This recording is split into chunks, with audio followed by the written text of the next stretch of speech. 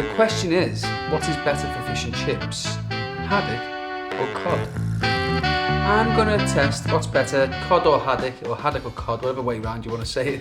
The rules are simple. They both get fried in the same batter. We taste them. We're going to see how they cook. Obviously the haddock should have a bit of a sweeter note to it. It's thinner than the cod. The cod's going to take a little bit longer to cook, so we'll drop that in the fryer first. I like haddock. Ed likes cod. Let's find out. Just going to get floured. Cut off the excess. Submerge. Give it a grip.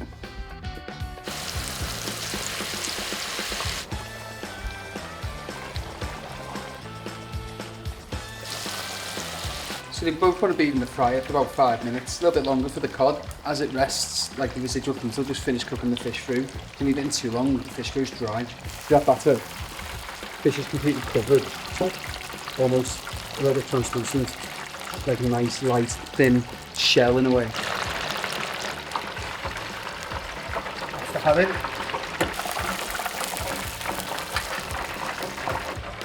Nice thin batter. The haddock seems to be much more crispy all the way round. The cod has a bit of a soggier bottom. Maybe it's a juicier fish, who knows? Nice, should be nice and juicy. Oh, look at that. Smells good, looks good. Banging. So the haddock's nice. It's got nice sweetness to it. It's cooked nicely, nice and flaky.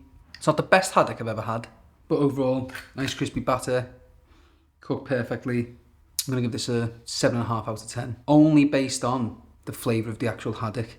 Now for the cod, you get much more thicker loin. We'll go down the middle. Ooh, that looks happy, juicy. Yeah, it's got a much better texture on the mouth.